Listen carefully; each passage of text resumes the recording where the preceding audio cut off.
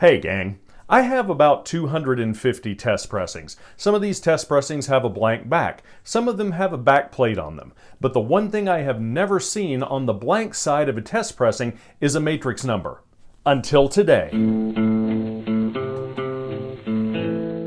Hello, and welcome to the 78 RPM channel. Whether you're new to 78s or an advanced collector, this is your source for information, research, and music about 78 RPM records, cylinders, and radio transcriptions.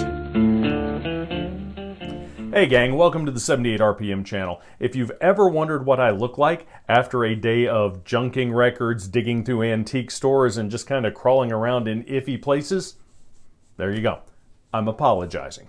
Today I went digging around the Harriman, Rockwood, Tennessee area, where I've had a lot of luck in the past, and I may even share some of the things I found in a later video, but I found something I wanted to share, and it is this.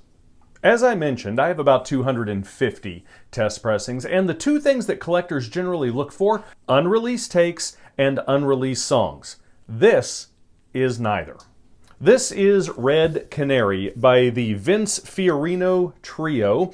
It was released on OK6947. The vocalists are Lou Saxon and Millie Coury. And to be quite honest, this is not good. Red Canary, don't leave now. We will plan to take the bow. In the backyard is our tree. In the future we'll be free. Red Canary, don't leave now. We will plan to take the bow. Red Canary, don't go away. Red Canary, you must stay. While I was cleaning this record up, however, I started to notice some interesting things about it. First of all, the WCLD radio station stamp, meaning this record at one point was in the library of WCLD Radio out of Cleveland, Mississippi. Before you think I'm picking on WCLD, I am a massive supporter of local radio, and WCLD apparently still exists, so way to go. The second thing was the ink stamp for the Melody Corner Records store. Now, if you search for this record shop online or in any of the references I have available, you are going to come up with nothing. What I can tell you is that WCLD and Melody Corner Records were both located in Cleveland, Mississippi, so for the first few years of this record's existence, it didn't go far. So far, not very interesting. Bad music from a radio station and a record shop in Cleveland, Mississippi. But when I turn the record over, there are some interesting things on the flip side.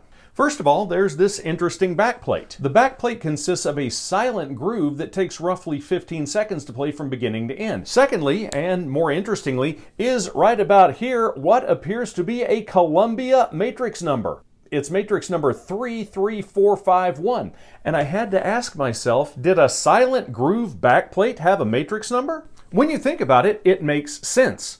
Decorative backplates do not have matrix numbers because that is artwork etched in at some point by an artist, whereas a silent 15-second groove was probably recorded in the studio, and studio recordings have a matrix number. Now I know what you're thinking. Is that 15-second groove actually silent? Well, I took that disc, I recorded the matrix groove, transferred it digitally, and even did some digital analysis of the noise that was there. And yes, it is silent. I was actually hoping that we might hear some studio noise, but it is a silent groove. The microphone was down.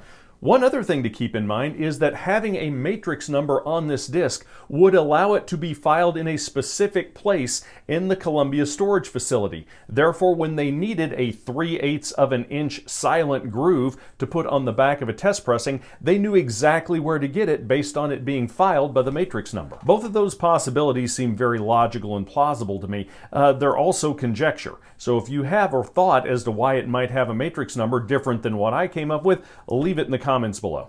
I'm not saying that having a matrix number on the flip side of a test pressing is super rare. I'm just saying this is the first time I've ever seen one, and I thought it was pretty neat. So I did a little bit of digging, and I went looking for other test pressings that had matrix number. I came up with exactly one, and you will probably not be surprised. The matrix number on the back of that test pressing, the same matrix number. It was a Columbia product with the same matrix number on the back. This disc is from 1949. The other one I found was from 1953. That leads me to believe that at least for a few years, Columbia used backplates with matrix numbers on the backs of their test pressings. That means it's probably not super rare. It may not even be particularly unusual. As I mentioned, it's just the first time I'd noticed it. One place this does not appear is in the University of California, Santa Barbara's Discography of American Historical Recordings. The DAHR is available online free. If you find a Columbia or an OK, or I think a Brunswick, a Victor, a matrix number from most of the major companies, you can do a search on the DAR website and it will tell you where it was recorded, who is on it, and really cool information like that. It is a great resource for those of you who are computer connected and don't have stacks of paper discographies like I do. Because it was not on the DAR website, I submitted this information to them, and I would assume it'll appear very soon. If you locate matrix information that is not on the DAHR, then by all means email them. Let them know. They like to do updates. And if you find anything fun while you're junking records, let me know what it is. I enjoy you finding things almost as much as you enjoy you finding things. Most importantly, keep digging for records. I'll see you next time on the 78 RPM channel.